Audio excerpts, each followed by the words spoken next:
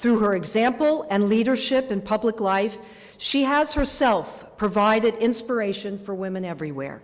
Secretary Rice.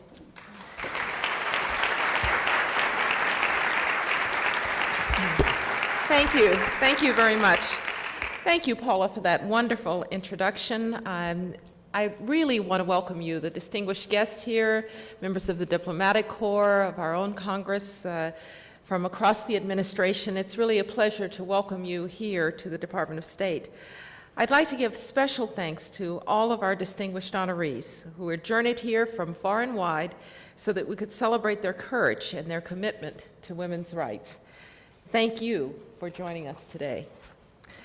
Tomorrow is International Women's Day, and it is a time to remember the sacrifices of our forebearers who did so much to foster a more equal place in the world for women. We must continue their charge for change. And one way that our department is helping to do that is with the announcement today of the Secretary of State's Award for International Women of Courage. This award honors women leaders worldwide who are peacefully improving their communities and creating more hopeful futures for their sons and their daughters. Today, we celebrate the courage of 10 extraordinary women who are joining me here on the stage. They're from nearly every region of the world, women who not only make their fellow citizens proud, but who are the international defenders of what President Bush has called the non-negotiable demands of human dignity. These women are pioneers who are making a difference in the fields of politics and law, education and human rights, business, science, and journalism. They are voices for freedom who continue the work of brave women reformers everywhere, like Aung San Suu Kyi, who still remains under house arrest in Burma. We know that in many countries, women's journey for equal rights and equal opportunity is not an easy one. It was not easy for women of our country either. In fact, it took more than 130 years before America's founding promise that all men are created equal was also a promise that women could vote too. The same ideals, though, that guided America's earliest women of courage now lead our country into the world to combat the dehumanization of women in every form. We will not accept that women and girls are sold into modern-day slavery. We will not accept that women and girls are denied an education. We will not accept so-called honor killings, and will do everything that we can to end forced early marriages.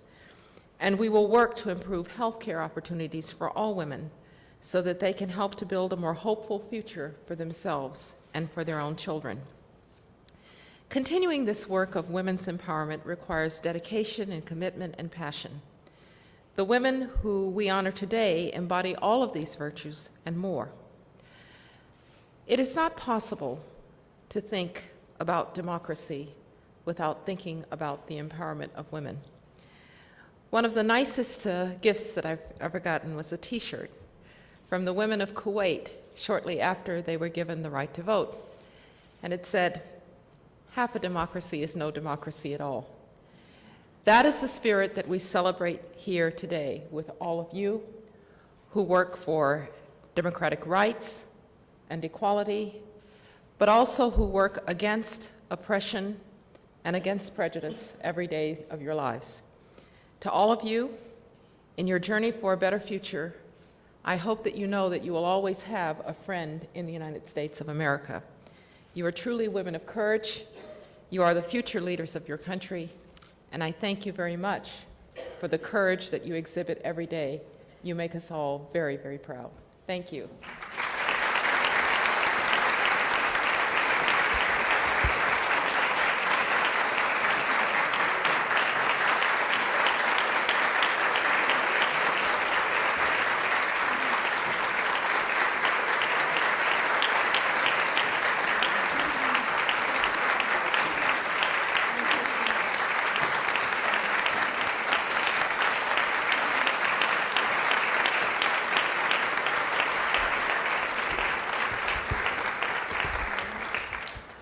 Thank you, Madam Secretary. We are gathered to honor women of courage who have devoted themselves to promoting women's rights and empowerment, and in many cases while risking their lives to do so. The recipients of the inaugural Secretary of State's Award for International Women of Courage have struggled against great obstacles. You are an inspiration not only to the women of your respective countries, but to men and women in all nations who champion human rights. Women's rights are not just a women's issue. They are a fundamental building block for free, open, prosperous societies. When women are given tools to succeed, such as education and economic and political opportunities, they create stronger families and healthier, more vibrant communities, and directly and measurably increase economic development. The awardees with us today have stood up for women's rights and empowerment in countries around the world. You are agents of positive change, often in difficult and dangerous circumstances. You are making a difference. Your voices are being heard, and your actions are having a real impact. We should never forget the power of every person. You are making a difference now, and over time, the efforts you have begun will proceed with ever greater force and effect. Now it is a privilege to present the 2007 Secretary of State's Awards for International Women of Courage to our deserving recipients. The 10 awardees were among more than 80 outstanding women of courage who were nominated by U.S. embassies worldwide for their diverse contributions to freedom, peace, and equality. Our 10 honorees come from each geographic region, with 2 each from Iraq and Afghanistan. Let's begin. Jennifer Williams is the founder and inspirational leader of WOZA, Women of Zimbabwe Arise, a civil society organization active in protesting government abuses in Zimbabwe. Ms. Williams has suffered arrest, harassment, and physical abuse. By uniting women in Zimbabwe of all races and ethnic backgrounds to advocate for issues affecting them, she has brought social, economic, and political issues to national attention. Ms. Williams and WOZA lead annual peaceful marches on Valentine's Day and Mother's Day to promote peace and development. The government of Zimbabwe has responded with mass arrests, but the women remain undeterred. Ms. Williams and the organization she founded have provided an example of courage and leadership by working for change through nonviolent means. I am pleased to present the Secretary of State's Award for International Women of Courage to Jennifer Williams. And if I may read the citation, it's for her work to effect lasting social change and democratic reform in Zimbabwe by giving a voice to women through her organization, Women of Zimbabwe Arise. Congratulations to you.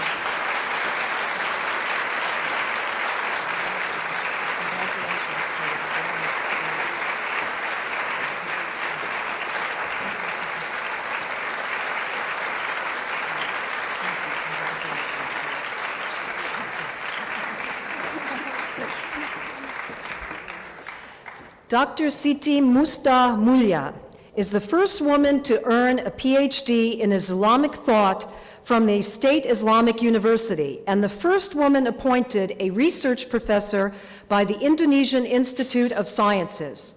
A prominent Muslim feminist, Dr. Mulia draws on her extensive knowledge of the Quran and Hadith to advocate for women's rights. Dr. Mulia is one of the experts who produced a counter-legal draft of Indonesia's Islamic legal code. Recommendations included prohibiting child marriage and allowing interfaith marriage. In the face of violent protests, the Minister of Religious Affairs canceled the project. Though faced with death threats and condemnation, Dr. Mulia continues to educate Indonesian women about their rights.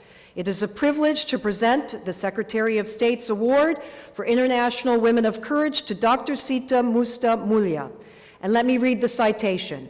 For her fearless leadership in the education of Indonesian women and advocacy for women's rights through her scholarship on the tenets of Islam. Congratulations to you.